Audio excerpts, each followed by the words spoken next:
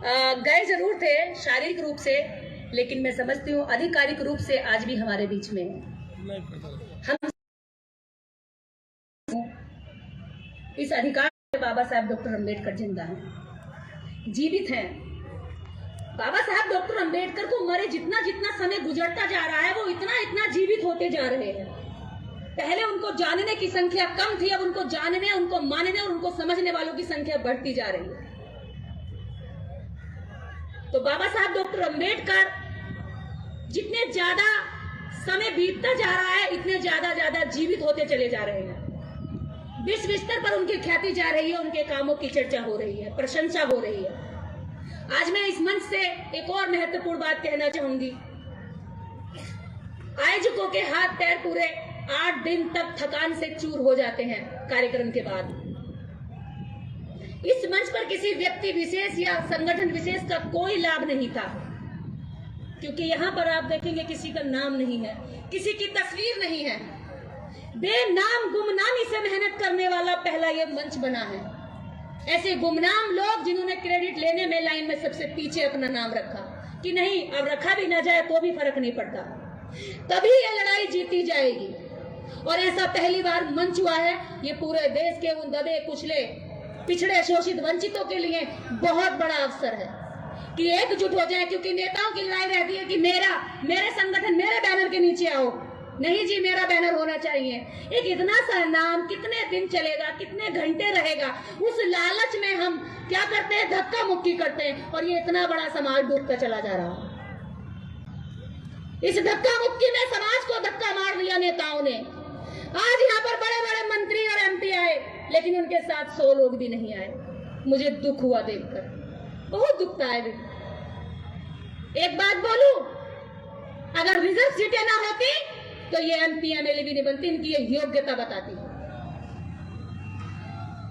जिस एमपी के पीछे अगर 100 लोग ना चल रहे हैं, उसका विश्वसनीयता अगर 100 लोगों में भी नहीं है, तो ये साबित हो जाता है कि सिर्फ तुम रिजर्व सीटों की वजह से संसद में गए, विधानसभा में गए, तुम्हारी अपनी पकड़ पहचान में तुम्हारे अपने चेहरे की कोई पहचान नहीं है। बहुत खेद की बात है कि दिल्ली करोड़ों लोगों से भरी हुई है, लेकिन वो आज यहां नहीं पहुंचे। या तो हम उन तक पहुंचा नहीं पाए, ये बात कि आज कार्यक्रम है, या जिनको पता था और जानकर नहीं आए तो वो रजाई की गर्मी ले रहे हैं। और हम कड़कती सर्दी में आज भी रात को 2 बजे तक गांव-गांव जाकर के कल को बसे भरने का इंतजाम करेंगे। रोटी हाथ नहीं लगी है सुबह से, पानी नहीं पिया, सूख रहा बोलते बोलते। इस आयोजन में सबसे बड़ा काम और मेहनत करने वाले प्रदीप वर्मा जी, उनका कहीं नाम नहीं है, मुझे पता है, ना बैनर पे है ना उनकी तस्वीर है। हर कोई कहता है इतना सा लग जाए, मेरा फोटो लग जाए, किसी और को नजर आए ना आए, लेकिन खुद चश्मा लगा तो पहले अपना फोटो ढूंढेगा, मेरा कहाँ है। खुद को दिखाने के लिए, खुद की मन की संतुष्टि के लिए, और केवल 60-70 साल जीने के लिए क्यों इस समाज को लुटवा रहे हो? क्यों बाबा साहब अम्बेडकर उनके समकालीन जितने लोगों ने मेहनत की, या उनसे पहले जितने महापुरुषों ने मेहनत की, उनकी मेहनत का भरा बाल्टी में जो शहद चाट के खत्म कर रहे हो, नीचे से भी छेद कर रहे हो निकम्मे बनकर, क्या ये समाज तुम्हें माफ कर देगा? क्या तुम इस समाज के कर्जदार नहीं हो? मैं अपने आप को उस दिन से समाज का कर्जदार मानती हूँ जिस दिन मैंने स्कूल में छात्रवृत्ति ली थी। उस दिन से कर्जदार मानती हूँ मैं अपने आप को, क्योंकि मैंने छात्रवृत्ति ली। अगर छात्रवृत्ति ना होती तो मेरे गरीब माँ बाप मुझे आगे तक नहीं पढ़ा पाते। अगर मैंने जबान सीखी, मैंने शब्द सीखे, मैंने समाज को देखा, अगर मैंने किताबें पढ़ी, महापुरुषों को पढ़ा, तो यह सिर्फ और सिर्फ बाबा साहब डॉक्टर अम्बेडकर के दिए हुए अधिकार की बदौलत पढ़ा। वरना माँ बाप तो पैदा मेरे दादी दादा ने भी बहुत बच्चे किए थे, मेरे परदादाओं ने भी बहुत बच्चे किए थे, चित्रों में रहते थे, गांव की दहलीज के पीछे रहते थे। अरे कब तक लुटवाओगे इस समाज को? मैं आम जनता से नहीं कह रही, आम जनता मासूम है, भोली है। तुम्हारा दुश्मन एक रात पहले जाके लड्डू में उसका वोट ले लेता है, एक रात पहले जाकर साड़ी देकर उसका वोट ले लेता है, 1000 रुपए देकर उसका वोट ले लेता है।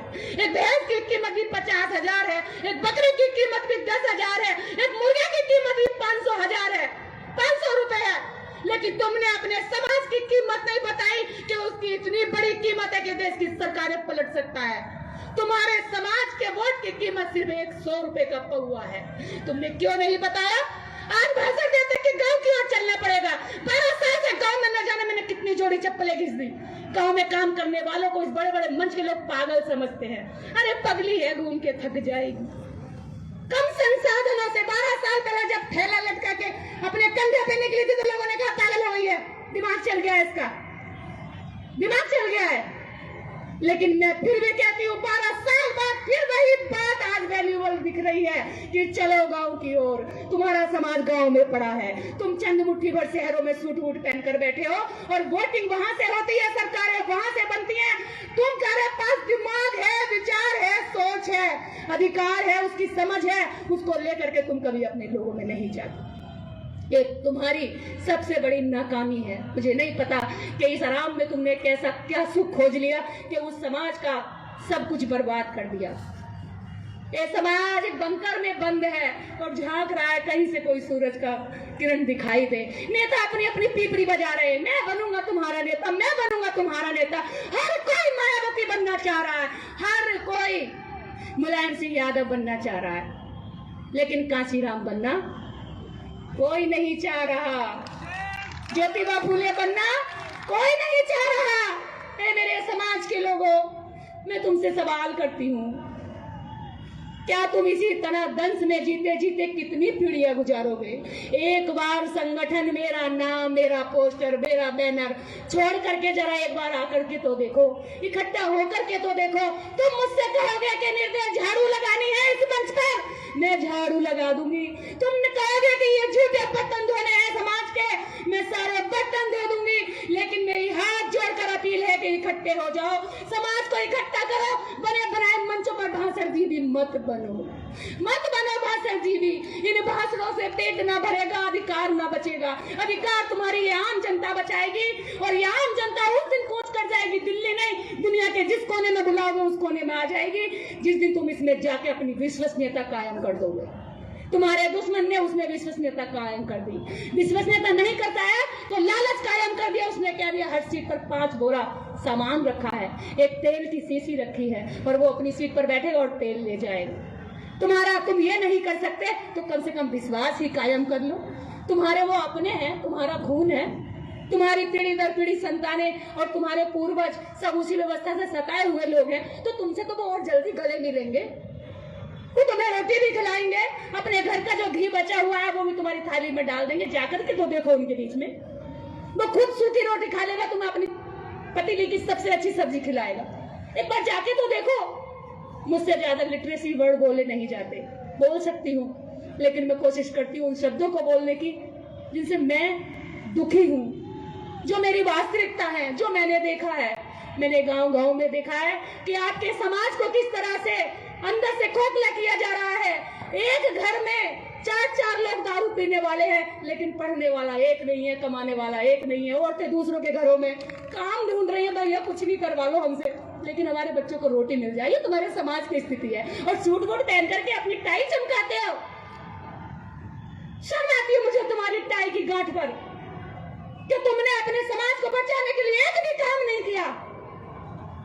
मैं नेताओं से कहना चाहती हूँ, मंच की एक गरिमा होगी, वो अपने साथ में आए हुए लोगों की गिनती कराएगा कि मैंने इस कार्यक्रम के लिए इतना योगदान दिया है।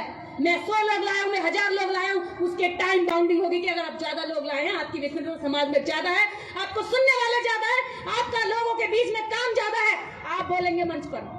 अकेला चलकर आने वाले आदमी को मंचों से अगर हम यूं ही भाषणगिरी बनाते रहे तो ये समाज एक दिन कुछ नहीं होगा आगे बैठने वाला, और यहाँ की भीड़ बढ़ती जाएगी, बढ़ती जाएगी।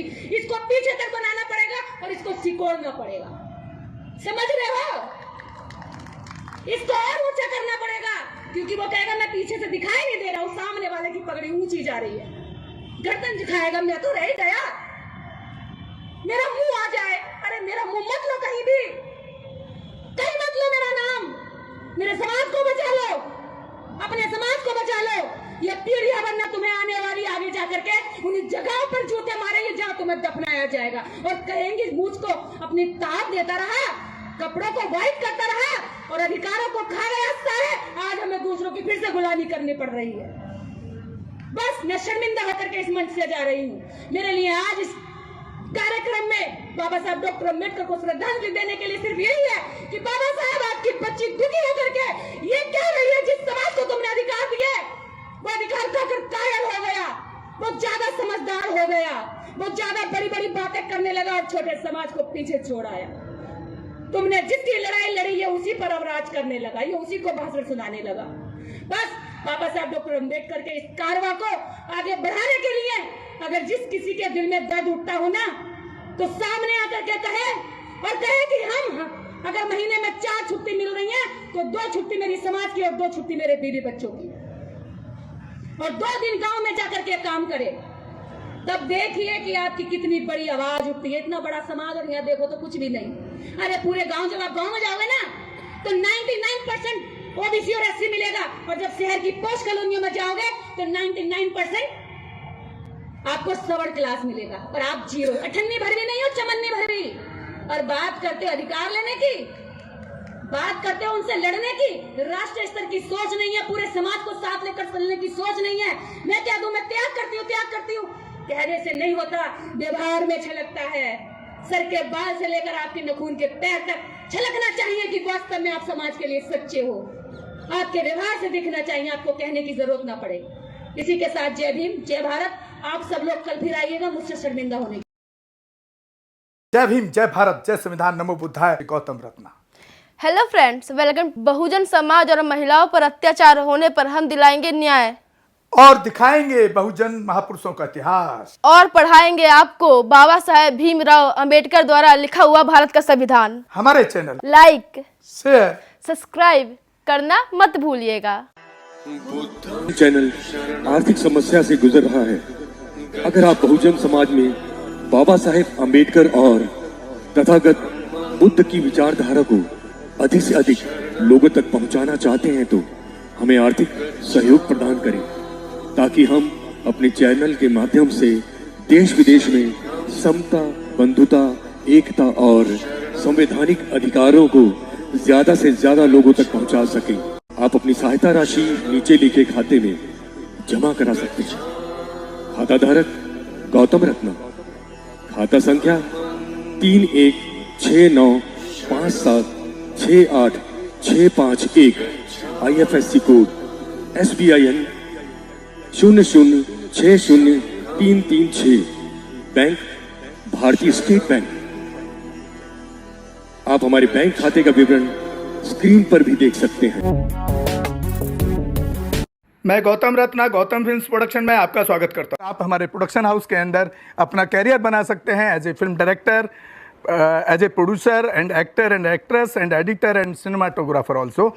अगर आपको फिल्म से रिलेटेड कुछ भी प्रोजेक्ट आपको बनवाना है तो हमारे पास में पूरा सेटअप है, जिसमें फिल्म कैमरा है, शूटिंग लाइट्स है और एडिटिंग है। सारा A to Z एक ही जगह पर आपको हमारे यहाँ पर मिल जाएगा। तो दोस्तों, आप हमें कांटेक्ट कर सकते हैं हमारे नंबर्स पर 9810085714 और 8510005714। हमारे वेबसाइट पे विजिट कर सकते हैं www.filmserviceindia.com और हमें मेल भी कर सकते हैं gautamfilmsproduction@gmail.com पर। जय भीम, जय संविधान, जय भारत, नमो बुद्धाय।